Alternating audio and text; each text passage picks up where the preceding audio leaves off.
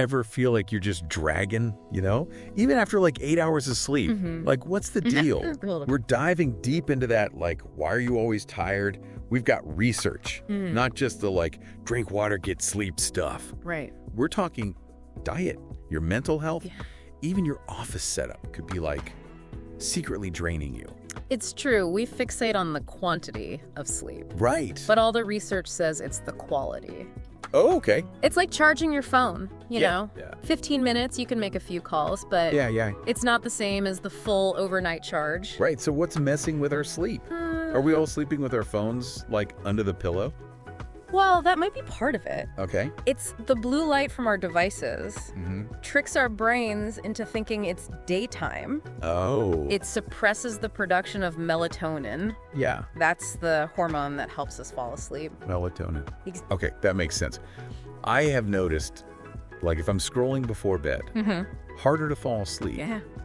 But what if you're doing all the right things, like no devices before bed? Right. And you still wake up tired? That's where it gets interesting. Okay. Research points to some kind of surprising things. Yeah. Like, did you know even being a little dehydrated Really? can really tank your energy? Yeah. You get dehydrated, your blood volume goes down, meaning your heart has to work harder to pump oxygen through your body, and that makes you feel sluggish. I always thought dehydration just made you thirsty. Yeah. Okay, but what about that, like, 3 p-meter slump? Yeah. Some days I could just, like, face plant into my keyboard. I know. Is that dehydration too? Not necessarily. Okay. That could be what you're eating. Oh, interesting. Processed foods, sugary drinks, refined carbs. Yeah. They give you a quick boost, but then blood sugar crash. You end up feeling more drained. So ditch the donuts. More veggies. Basically. Okay, but what about when you're eating healthy, sleeping enough, and you're still exhausted? Yeah. Is it just me? Or can stress actually, like, make you tired? You're onto something. Okay. Chronic stress releases cortisol. It's the fight or flight hormone. Right. Puts your body on high alert all the time. Yeah. And that leads to something called adrenal fatigue. Adrenal fatigue. So you're just, like, wiped. Yeah. It's like your body's in overdrive even when you're chilling. Exactly. So stress management is like energy management. Precisely. Huh. And it's not just the big stuff either. Right. Little things like a messy desk, noisy commute, Oh, no. even constantly checking email Oh, come on. can all drain your energy. So my messy desk is making me tired. Potentially. Oh, man. Okay. What if you've tried all the things? Sleep, diet, managing stress, Right? and you're still wiped out? Could it be something else? Absolutely. Persistent fatigue could be a sign of something medical, Okay. like anemia, thyroid issues, sleep apnea, even vitamin deficiencies. I never would have thought of that. Yeah. So when do you stop blaming, like, your lifestyle and see the doctor? If it's persistent and it's impacting your day-to-day, Yeah. or if you have other symptoms, unexplained weight loss, appetite changes, difficulty concentrating, Yeah, okay. definitely see a doctor. Okay, that's good to know. It's reassuring there might be something you can treat. Uh-huh. So for those of us just dealing with the regular energy slumps, Right. what can we do today to feel more energized? Well, one thing we often overlook is our environment. Okay. Think about it. A dark, cluttered, noisy space. Yeah. It can be really draining, but a bright, organized, peaceful space can be energizing. That's so true. I always feel better when my desk is clean and I have, like, natural light. But even with a good workspace, I still get that afternoon slump. Yeah. Anything else? Try adding in some short bursts of activity. Okay. Even a quick walk, a few minutes of stretching. Right. Gets the blood flowing, more oxygen to the brain. So ditch the afternoon coffee for a quick walk. Exactly. Okay, but what about, like, being around other people? Can that drain you? That's a great question, and we're going to dive into that in the next part. Ooh, I can't wait. We'll be talking about social energy and the idea of energy vampires. Oh, interesting. Stay tuned. Okay. Welcome back. Last time we were talking about, like, surprising things that drain your energy, dehydration, even, like, your surroundings. Right. But you hinted that who we hang out with can also, like, impact our energy. It's true. I gotta admit, I'm intrigued. Yeah. Is there really such a thing as an energy vampire? Oh, absolutely. Okay. We've all met them. Yeah. The people who just leave you feeling drained. Yeah, yeah. Even if you haven't spent that much time with them. Like, I think I know who you're talking about. Right. But how does that actually work? Well, is it like some mystical energy transfer thing? Not mystical, but there is a transfer of energy. Okay. It's more about emotional contagion. Okay. We pick up on other people's emotions. Yeah. So being around someone who's negative or complaining all the time, Right. it can bring you down, drain your energy. So it's like emotional secondhand smoke, That's a great way to put it. inhaling their negativity. And just like secondhand smoke, you got to limit your exposure. Okay. Now, I'm not saying cut off all contact, Right. but set some boundaries. Yeah, I get it. Prioritize your own well-being. Okay, so how do you actually do that? Do you Yeah. just say, sorry, you're too negative, can't hang out? You can be more subtle, Okay. be mindful of how much time you spend with them, Yeah. and set limits on engaging with the negativity. Mm-hmm. You can try steering the conversation towards more positive things, Okay. or just excuse yourself when you feel your energy draining. So like the art of the polite escape. But what about the opposite? Are there people who like energize us? Absolutely. These are the energy givers. Okay. The people who leave you feeling uplifted, inspired, Right. motivated. It's like they give you a boost just by being themselves. Yeah. How do we find more of these people? Mm. Should I start handing out personality quizzes? No, it's not that complicated. Right. Pay attention to how you feel after spending time with different people. Yeah. Who drains you? Who energizes you? Mm. Then make an effort to prioritize those relationships with the positive people. So be intentional about our social circles. Exactly. Let's go back to something we talked about earlier, Okay. our physical environment. Right. You mentioned clutter can be draining. Yeah. Is there really a connection between a messy desk Right. and feeling tired? It might sound strange, No. but research supports it. Really? Clutter bombards our senses, Right. creates chaos, overwhelm. Our brains have to work harder to filter it all out. Okay. That can lead to mental fatigue. So it's not just about like how it looks. No. It's about creating a space that supports like mental clarity. Exactly. Oh. And it's not just your workspace, Right. your home, too. Yeah.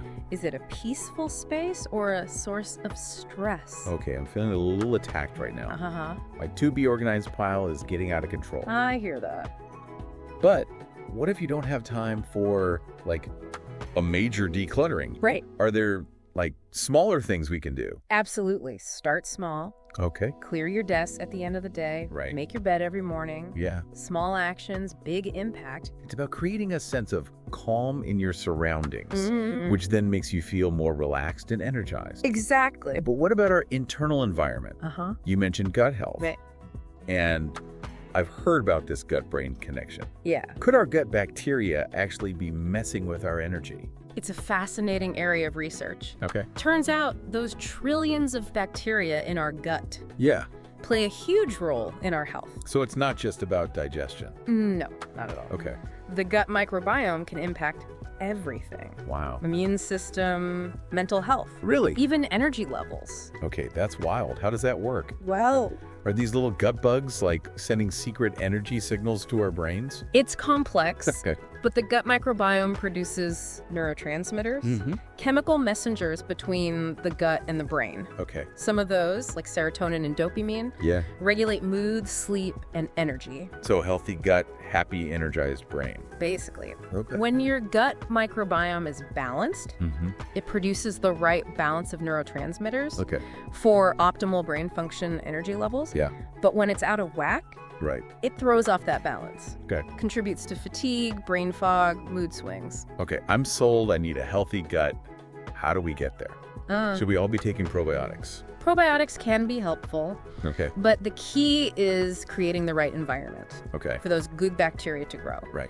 That means a diet rich in prebiotic fiber, Okay. found in fruits, vegetables, whole grains. So it's not just about popping a pill. Yeah. It's about actually like feeding your gut the right foods. Exactly. But what about exercise? Mm-hmm. I know working out gives you energy long term, Right. but honestly, sometimes it's the last thing I want to do I know. when I'm already tired. Yeah. Is there a way to make exercise feel less like a chore? It's about finding something you enjoy Okay. that fits into your lifestyle. So ditch the grueling workout and go for a walk in nature. That's a great idea. Take a dance class. Or just have a dance party in my living room. Exactly. Okay. Move your body in a way that feels good, not punishing. I love that. And don't underestimate getting outside. Yeah. Connecting with nature. So we've talked about diet, exercise, our environment, even our social circles. Anything else? We'll be back in part 3. Okay. To reveal the final piece of the puzzle. Ooh, exciting. And leave you with some strategies to reclaim your energy. Okay. And feel more vibrant than ever. Welcome back. We're in the final part of our deep dive on why we're always tired. Yeah. We talk about so much. Sleep, diet, stress, even how clutter can be a drag. It's a lot. But you said there was one more piece to reveal. There is. Like the secret to unlimited energy. Well, maybe not unlimited. Okay. But it's important for sustainable energy. Yeah. And it's something we tend to overlook. What is it? Rest. Wait, rest? Like taking breaks?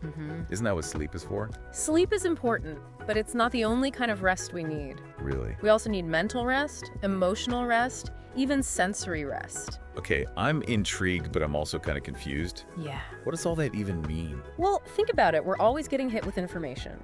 Yeah. Stimulation demands on our attention. Right. Our brains are always on, even when we're not working. Yeah. And that can be really draining. So it's like our brains need a vacation too. Exactly. Okay. And that's where mental rest comes in. Giving your brain a break from all that. But how do you rest your brain? Well, Should I stare at a blank wall for an hour? no, it doesn't have to be that extreme. Okay. Mental rest can be simple. Okay.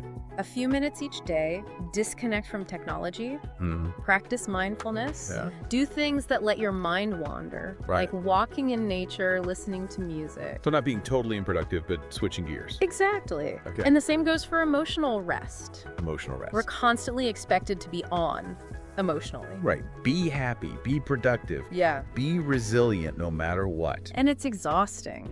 It really is. So how do we take an emotional break?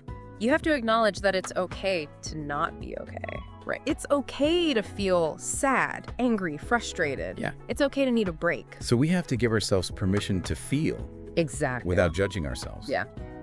Then find healthy ways to process those emotions. Talk to a friend, journaling, creative activities, anything that brings you joy. It's like creating a safe space to recharge. Okay, but sensory rest. What's that? Blindfolds and noise-canceling headphones. Not quite. It's about minimizing sensory input. Okay. Think about how overwhelming a crowded, noisy place can be. Oh, yeah. Bright lights, strong smells. Right, sensory overload. Yeah. Sensory rest is creating a calmer environment. Okay. Dim the lights, minimize noise, wear comfy clothes, even pay attention to the sense around you. So it's about creating a sensory sanctuary for your brain. Exactly. Okay. And the best part is these different types of rest, Yeah. they often work together. Oh, okay. Like a walk in nature can be mental, emotional, and sensory rest all at once. A triple whammy. Yeah. But, like, how do we make time for all this in our busy lives? You have to start by recognizing that rest isn't a luxury. Right. It's a necessity. Okay. Not something you squeeze in if you have time. Yeah. You prioritize it. Okay. Schedule it in. Treat it like a meeting with your most important client. Exactly. Yourself. And remember, it doesn't have to be this big thing. Right. Even small moments throughout the day can help. Okay. Take a few deep breaths, stretch, listen to a song, step outside. Just anything to shift gears. Exactly. Be intentional about it. Yeah. I think we've cracked the code. I think so. But before we go, remember, if you're constantly tired and it's really affecting you, Yeah, talk to a doctor. absolutely. Rule out any medical conditions. Right. You deserve to feel good. Don't just accept feeling tired all the time. Use these strategies. Yeah. Reclaim your energy. Live a better life. It's been amazing exploring this with you. My pleasure. Thanks for diving deep with us. Of course. And remember, rest isn't weakness, it's strength. Absolutely. So go ahead, give yourself permission to rest and recharge. Your body and mind will thank you.